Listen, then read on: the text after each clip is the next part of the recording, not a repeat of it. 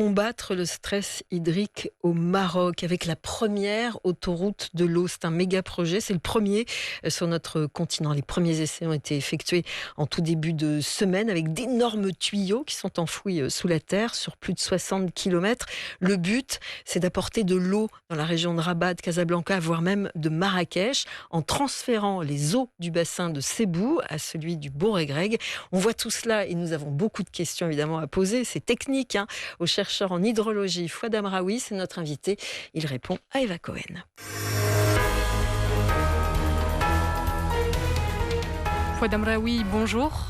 Bonjour Madame Eva. Les premiers tests de l'autoroute marocaine de l'eau ont été menés avec succès ce lundi. Il s'agit du premier chantier de ce genre au Maroc, mais aussi en Afrique. Fouad Amraoui, est-ce que vous pouvez pour commencer nous rappeler en quoi consiste ce projet ? Alors l'interconnexion entre le bassin du Sebou et celui du Bourg-Greg est une infrastructure d'envergure. Ça a toujours été inscrit depuis des décennies avec le dessalement d'eau de mer dans les stratégies nationales de l'eau comme étant des scénarios du futur. Alors pour le dessalement, le frein était le coût élevé de production de l'eau et le besoin important en énergie, alors que le transfert d'eau était conditionné par la disponibilité de l'eau. Lors des années sèches, on ne savait pas si on allait avoir quelque chose à transférer. Donc avec le cycle de sécheresse actuel qui perdure depuis 2019, le recours à ces deux leviers ont été décidés et donc actés. Et donc comment se met en place cette idée d'une autoroute de l'eau ? Alors, on s'est aperçu durant l'été 2022 qu'on avait au niveau du barrage Louhda à peu près 1,5 milliard de mètres cubes d'eau non utilisés, alors qu'on avait un besoin énorme dans les bassins du sud, notamment sur l'axe Rabat-Casa et Casa-Marrakech. Et donc, ce transfert d'eau du bassin du Sebou vers le Bourg-et-Greg correspond à des lâchers de barrages au niveau du Sebou amont et donc au niveau du barrage Louhda, intercepté au niveau du barrage de Garde et transporté par des conduites sur 67 km jusqu'au barrage Sidi Mohamed Ben Abdallah avec un débit de 15 mètres cubes secondes, soit donc un volume annuel entre 300 et 400 millions de mètres cubes par an. Ce projet a été réalisé dans des délais très courts, 10 mois, en respectant donc les échéances, avec une enveloppe budgétaire de 6 milliards de dirhams.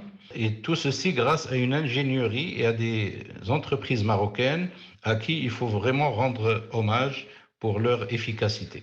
Alors effectivement, comme vous le dites, cette autoroute de l'eau, c'est un projet mené de bout en bout par des équipes marocaines avec près de 3 ans d'avance sur les délais initialement fixés. Le Maroc, en plus d'être efficace, se présente ainsi comme un véritable exemple. Le Maroc est considéré à l'international comme un très bon élève qui a su mobiliser ses ressources en eau à travers la construction de plus de 150 barrages avec une capacité de stockage d'eau dans les barrages d'à peu près 20 milliards de mètres cubes. C'est un pays aussi qui a pu desservir toutes les villes en eau potable. Vous allez dans n'importe quelle ville marocaine, vous avez de l'eau à disposition 24 heures sur 24. Bien entendu, ces dernières années, il y a eu des restrictions à cause de la sécheresse. Mais disons, en année normale, toutes les villes disposent de ressources en eau potable suffisantes. Le Maroc a pu quand même aussi développer des périmètres irrigués. Nous avons à peu près 1,5 million d'hectares irrigués à partir des barrages. C'est ce qui permet d'avoir une certaine sécurité alimentaire et même produire beaucoup de fruits et légumes qui sont exportés vers l'étranger. Ça a permis aussi de produire de l'énergie électrique, de sécuriser contre les inondations. Donc il y a beaucoup de réalisations. Mais tout ça, aujourd'hui, n'est plus suffisant parce que il y a eu un changement de l'état des lieux avec ces changements climatiques, cette sécheresse. Nous sommes plus nombreux aujourd'hui. Nous avons beaucoup de projets de développement qui consomment de très grandes quantités d'eau. Et donc, c'est une occasion pour revoir notre façon de faire et pour donc mieux déployer et valoriser la ressource en eau. Il faut dire aussi qu'avec ces réalisations, nous avons une expertise marocaine dans l'ingénierie de l'eau qui est importante. Dans tous les bureaux d'études aujourd'hui, il n'y a que des ingénieurs et des techniciens marocains. Les entreprises aussi qui réalisent les travaux sont des entreprises marocaines. Et ça, c'est une fierté, il faut s'en féliciter. Ça montre que le Maroc, il agit. Le Maroc, dès qu'il voit qu'il y a une menace, donc la réaction elle est rapide et on arrive à faire ces infrastructures dans des délais raisonnables et avec aussi des coûts qui sont raisonnables parce qu'on fait jouer la concurrence et parce qu'on arrive à voir comment ça se passe ailleurs et on s'en inspire. Donc on a désormais ce projet d'autoroute de l'eau qui se met en place. Mais à part ça, quels sont les leviers qui existent déjà pour assurer la meilleure gestion de l'eau possible, surtout en ces temps de sécheresse dans le royaume?